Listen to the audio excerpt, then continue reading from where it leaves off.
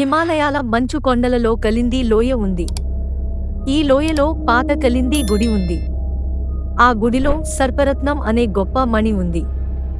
ఈ మణిని పొందిన వారికి గొప్ప శక్తి, తెలివి వస్తాయి. కానీ దీనికి ఒక శాపం కూడా ఉంది. ఆశపడేవారిని ఈ మణి నాశనం చేస్తుంది. చాలామంది ఈ లోయకు వెళ్లారు, కానీ చాలా తక్కువ మంది తిరిగి వచ్చారు. చాలా ఏళ్ల క్రితం అనిరుద్ మెహ్రా అనే ప్రముఖ పురావస్తు శాస్త్రవేత్త కలింది లోయ రహస్యాలను కనుగొనడానికి వెళ్ళాడు. అతను తిరిగి రాలేదు. అతని కొడుకు అర్జున్ మెహ్రా తండ్రి గురించి ఎప్పుడూ ఆలోచిస్తూ ఉండేవాడు. ఇప్పుడు తండ్రి డైరీని తీసుకుని అర్జున్ కలింది లోయకు వెళ్లాలని అనుకున్నాడు. మీరా శర్మ అనే నేర్పుగల కొండలు ఎక్కే అమ్మాయి అతనితో పాటు ఈ ప్రమాదకరమైన ప్రయాణానికి వెళుతుంది. మీరాకు మంత్రాలు, దెయ్యాలు అంటే నమ్మకం లేదు, కానీ ఈ సవాలు చేయాలని ఆమెకు ఉంది. కలింది లోయకు ప్రయాణం చాలా కష్టం. వారు ఇరుకైన, మంచుతో నిండిన దారులలో నడిచారు. గాలి గట్టిగా వీస్తోంది. మంచు తుఫాన్లు వారి దారిని కప్పేస్తున్నాయి. ఒక రాత్రి వారు ఒక చిన్న గుహలో ఆగారు. అర్జున్ తన తండ్రి డైరీని పట్టుకున్నాడు. నా తండ్రి సర్పరత్నం గొప్పదని నమ్మేవాడు. అది ప్రపంచాన్ని మార్చగలదని అతను అనుకున్నాడు. కాని అది ప్రమాదం అని కూడా అతనికి తెలుసు. అర్జున్ చెప్పాడు. నువ్వు శాపాన్ని నమ్ముతావా? మీరా అడిగింది. నాకు తెలియదు, అర్జున్ చెప్పాడు. కాని నా తండ్రి మంచి విషయం కోసమే తన ప్రాణాలను పెట్టేవాడు. బయట గాలి గుసగుసలాడుతోంది, శబ్దం పెరుగుతోంది. మీరా భయపడింది. అది గాలి కాదు, ఆమె మెల్లగా అంది. ఏదో లేదా ఎవరో బయట ఉన్నారు. అర్జున్ డైరీని గట్టిగా పట్టుకున్నాడు. మనం తెల్లవారగానే వెళదాం. బయట ఏముంటే మనం కలిసి ఎదుర్కొందాం. చాలా రోజుల ప్రయాణం తర్వాత వారు కొండలో చెక్కిన పెద్ద రాతి ద్వారం అయిన కలింది ద్వారానికి చేరుకున్నారు. ద్వారం పక్కన 2 పెద్ద సింహాల బొమ్మలు ఉన్నాయి. వాటి కళ్ళు ప్రతి కదలికను చూస్తున్నట్లు ఉన్నాయి. ఇదే, అర్జున్ అన్నాడు ఆశ్చర్యంతో. డైరీలో దీనిని లోయ లోపలికి ద్వారంగా రాసి ఉంది. కానీ ద్వారం మన మనసు మంచిదా కాదా అని చూస్తుందని కూడా అందులో ఉంది. మీరా ద్వారంపై ఉన్న రాతలను చదివింది. ఇందులో ఆశ లేని వారు మాత్రమే దాటగలరు, మిగిలిన వారు చనిపోతారు అని ఉంది. బాగానే ఉంది అని నవ్వుతూ అంది. అర్జున్ ద్వారం దగ్గరకు వెళ్ళగానే రాతి సింహాలు బతికాయి. వాటి కళ్ళు అతనిపై పడ్డాయి. అవి ద్వారాన్ని అడ్డుకోవడానికి కదిలాయి. అర్జున్, మీరా అని అరిచాడు. మీరా తన మంచు గొడ్డలి పట్టుకుంది. కాని అర్జున్ తన తండ్రి మాటలు గుర్తుకు వచ్చాయి. ఈ తాయెత్తు నీకు దారి చూపిస్తుంది. అతని తండ్రి ఇచ్చిన పాత తాయెత్తును తీసి పైకి పట్టాడు.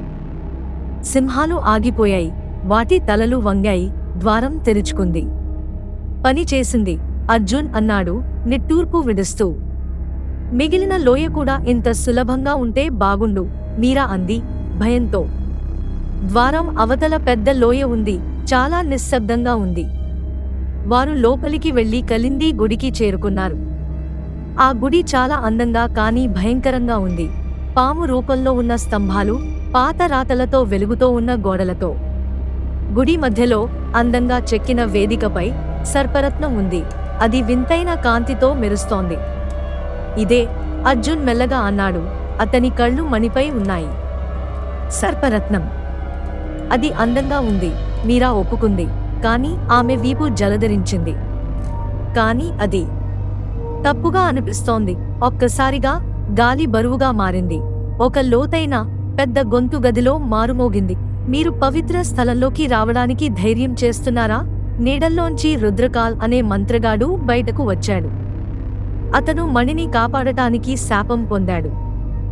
అతని ఎముకల శరీరం నుండి చీకటి శక్తి వస్తోంది. అతని కళ్ళు నిప్పులాగా మెరుస్తున్నాయి. నేను కూడా ఒకప్పుడు మీలాగే ఉన్నాను, రుద్రకాల్ అన్నాడు.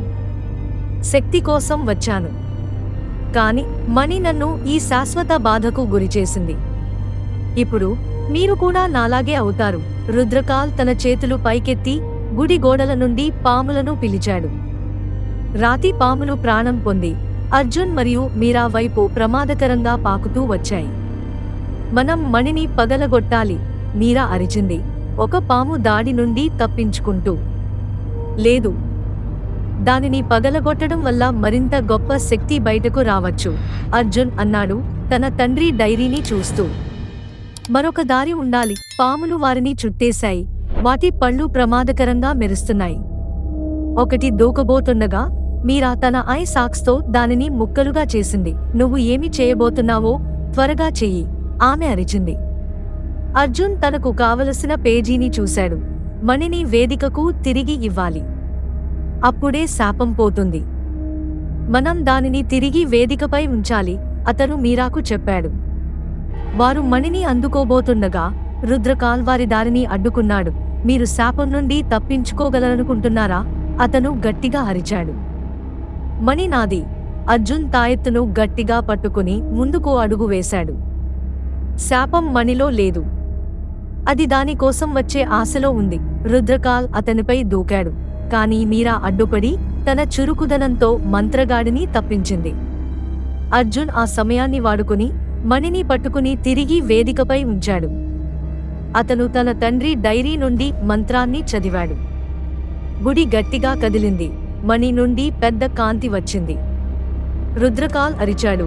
అతని శరీరం దుమ్ముగా మారిపోయింది. పాములు ఆగిపోయి నేలకు పడిపోయాయి. కాంతి తగ్గాక గుడి కూలిపోవడం మొదలైంది. అర్జున్ మరియు మీరా ప్రాణాలు కాపాడుకోవడానికి పరిగెత్తారు. గుడి వారి వెనుక కూలిపోతుండగా వారు తప్పించుకున్నారు. వారు బయటకు వచ్చినప్పుడు మారిన లోయను చూశారు. మంచుపోయి పచ్చని మొక్కలు, పూలతో నిండిన ప్రదేశంగా మారింది. శాపం పోయింది. దగ్గరలోని రాతిపై తన తండ్రి రాసిన ఒక వాక్యాన్ని అర్జున్ చూశాడు. నిజమైన శక్తి ఆశను గెలవడంలో ఉంది. అతని కళ్లలో కన్నీళ్లు వచ్చాయి. ధన్యవాదాలు నాన్నా అని మెల్లగా అన్నాడు. వారు లోయ నుండి వెళ్లడానికి సిద్ధమవుతున్నప్పుడు మీరా గుడి పడిపోయిన చోటు వైపు చూసింది. శాపం నిజంగా పోయిందా? ఆమె అడిగింది. అర్జున్ ఆలోచించాడు. శాపాలు పోవు, అవి మారతాయి. మనం దానిని శాంతిగా వదిలాము అని ఆశిద్దాం. దూరంలో ఒక నీడ గుడి శిథిలాల మధ్యలో పాకుతోంది, నిశ్శబ్దంగా చూస్తూ ఎదురుచూస్తూ. లోయ ప్రశాంతంగా ఉంది, కానీ దాని రహస్యాలు ఇంకా పూర్తి కాలేదు. ఈ కథ మీకు నచ్చితే లైక్ చేయండి, షేర్ చేయండి, కామెంట్ చేయండి మరియు మన ఛానల్ను సబ్స్క్రైబ్ చేయండి. మరిన్ని తెలుగు కథల కోసం మన ఛానల్ను ఫాలో అవ్వండి. Thank you very much.